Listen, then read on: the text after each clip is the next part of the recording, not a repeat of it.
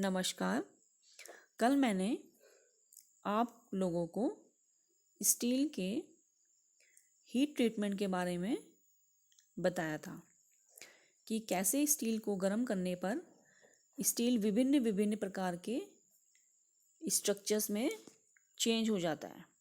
उसकी जो आंतरिक बनावट है, कैसे वह कभी क्रिस्टलाइन फॉर्म, कभी पर्लाइट फॉर्म में वह बदल जाती हैं। आज मैं आप लोगों को ऊष्मा उपचार की प्रक्रिया और उसके उद्देश्य के बारे में बताऊंगी। पहला आता है इसमें कठोरीकरण, जिसे हम हार्डनिंग के नाम से भी जानते हैं।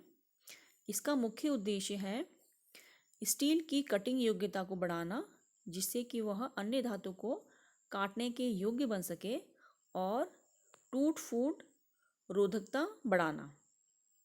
कठोरीकरण क्या है?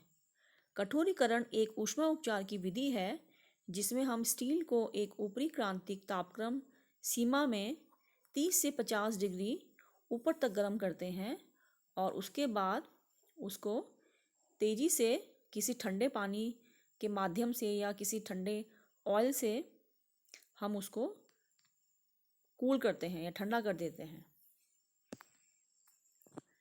दूसरा आता है टेम्परिंग। टेम्परिंग का मुख्य उद्देश्य स्टील के आंतरिक प्रतिबल को निकालना, कठोरण एवं चिमड़पन को नियंत्रित करना, भंगुरता को कम करना, तन्यता को पुनः प्राप्त करना। टेम्परिंग क्या है? टेम्परिंग भी एक ऊष्मा उपचार की विधि है जिसमें कठोरीकृत इस्पात को 400 डिग्री से नीचे तापक्रम तक पुनः गर्म करके ठंडा किया जाता है। तीसरा हमारा जो ऊष्मा उपचार की विधि है वो है अनिलन। अनिलन या अनिलिंग का मुख्य उद्देश्य क्या है? इस्पात को मृदुता प्रदान करने के लिए, मशीनन योग्यता सुधारने के लिए, तन्यता बढ़ाने के लिए और आंतरिक प्रतिबलों को मुक्त करने के लिए तथा स्टील के ग्रेन साइज को सुधारने के लिए हम अनिलिंग की प्रक्रिया करते हैं। अनिलिंग की प्रक्रिया कैसी की जाती है?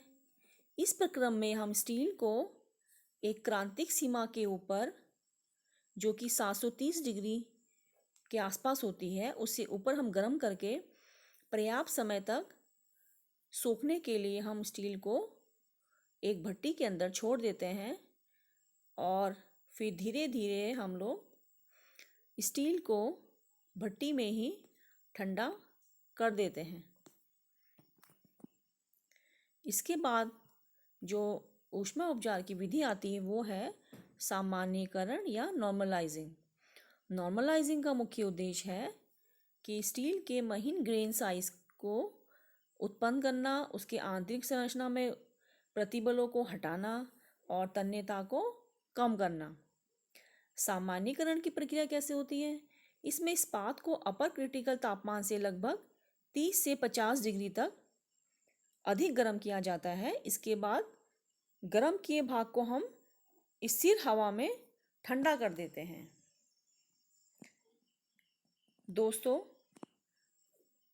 कल हम इसके आगे की प्रक्रिया पढ़ेंगे।